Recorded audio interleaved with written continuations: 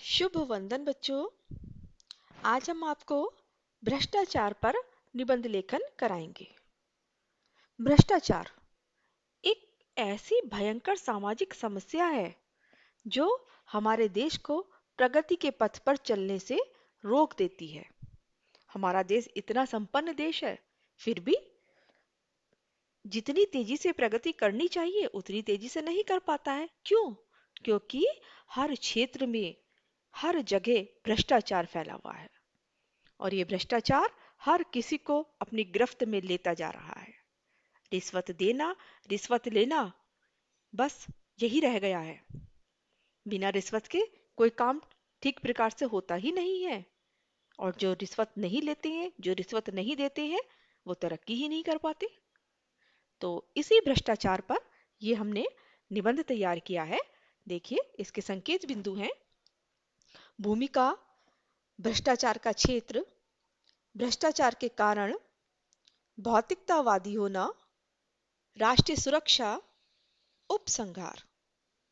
तो सबसे पहले आता है हमारा, किसी भी निबंध में सबसे पहले भूमिका लिखी जाती है।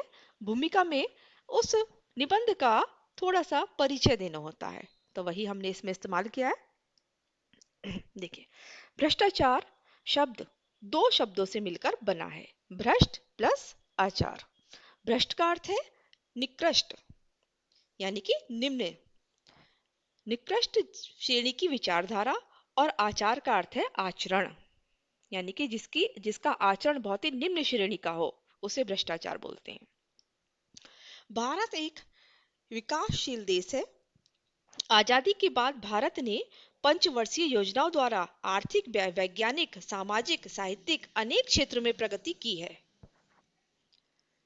परंतु सरकार द्वारा लगाई गई पूंजी का लाभ जन साधारण तक न पहुंचकर कुछ खास लोगों की जेबों में रिश्वत, कालाबाजारी, जमाखोरी के रूप में आता रहा है। अर्थात समाज में भ्रष्टाचार का प्रचार प्रसार हो रहा है। भ्रष्टाचार का क्षेत्र, आज चारों ओर भ्रष्टाचार का बोलबाला है। भ्रष्टाचार रूपी दानव समाज की ओर लगातार बढ़ रहा है। मनुष्य इसके वशीभूत होकर दिन रात पैसा बटोरने में लगे हैं। भ्रष्टाचार रूपी वृक्ष की जड़ें नेताओं और सरकारी तंत्र के अफसरों में फैली हुई हैं। जब हमारे देश के नेता, हमारे देश के बड़े बड़े सरकारी तंत्र के बड़े बड़े अफसर ही भ्रष्ट हैं, तो आम मनुष्य क्या करेगा? आज मनुष्य को धन से आंका जाता है, उसके कर्म से नहीं आंका जाता। मनुष्य चाहे कितना भी ईमानदार, बुद्धिमान, कर्मशील क्यों ना हो, अगर उसके पास धन नहीं है तो उसे कोई पूछता भी नहीं है। अगर उसके पास उसकी किसी बड़े आदमी से जान पहचान नहीं है तो वो अपना कोई भी कार्य ढंग से निकलवा ही नहीं पाता, कोई कार्य ढंग से कर ही नहीं पाता। अगला इसका संकेत बिंदु था भ्रष्टाचार के कारण। भ्रष्टाचार का मुख्य कारण लगातार बढ़ती हुई जनसंख्या है। साधन अगर सीमित हों और उसका उपभोग करने वाले अधिक हों तो महंगाई एवं भ्रष्टाचार बढ़ता ही बढ़ता है। व्यवसायी लोग वस्तुओं के मूल्य में वृद्धि करने लगते हैं और वस्तुओं की जमाखोरी करने लगते हैं। व्यवसायी लोग जो दुकान चलाते हैं, जो और चीजों का व्यवसाय करते हैं, वो क्या करते हैं? अपनी वस्तुओं की मूल्य में वृद्धि करने के लिए उन चीजों का संग्रह करने लगते हैं, जमा करने लगते हैं, और जब उसका वस्तुओं का भाव होने लगता है तो मुंह मांगे दाम मांगते हैं। मिलावट करके अधिक से अधिक धन कमाते हैं। लोगों को रोजगार नहीं मिलता है तो वह भ्रष्ट साधन अपनाकर रोजगार प्राप्त करना चाहता है। धन कमाने के लिए सभी एक दूसरे से आगे निकलना चाहते हैं और इसी के परिणाम स्वरूप भ्रष्टाचार पनप रहा है। देखिए, भौतिकतावादी होना।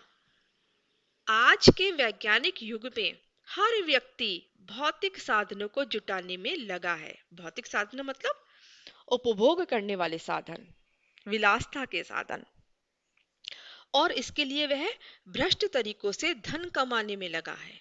झूठी मान मर्यादा, फैशन के चक्कर में प्रत्येक मनुष्य अपने घर को आधुनिक बनाना चाहता है।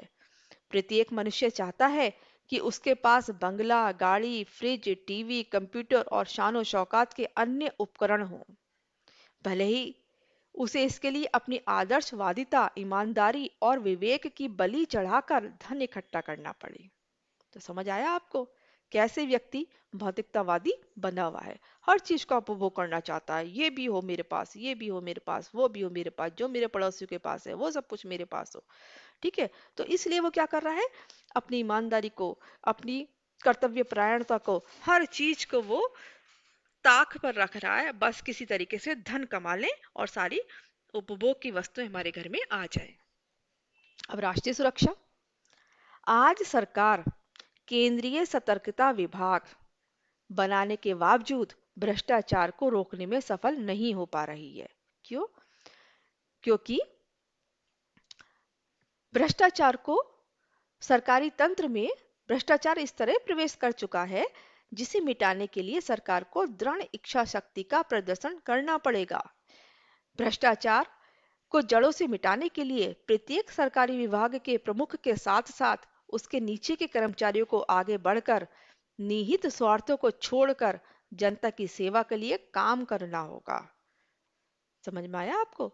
राष्ट्र की तरफ से तो बहुत कुछ किया जा रहा है, लेकिन अगर जहां पर 10 नेता हो, 10 में से 4 भ्रष्ट हैं, 6 ठीक हैं, तो वो 4 भी उन 6 को भ्रष्ट कर ही लेते हैं। तो इसलिए आम आदमी को, सरकारी तंत्र को, सभी को आगे आना होगा और इस भ्रष्टाचार को रोकना होगा। अगला है उपसंहार। देखिए, भ्रष्टाचार को मिटाने के लिए आम आदमी को जागरूक होना होगा। भ्रष्टाचार का विरोध व बहिष्कार करना होगा। ना रिश्वत लेंगे और ना रिश्वत देंगे का नारा अपनाना होगा। रिश्वतखोरों की पोल खोलकर उन्हें दंड देना होगा।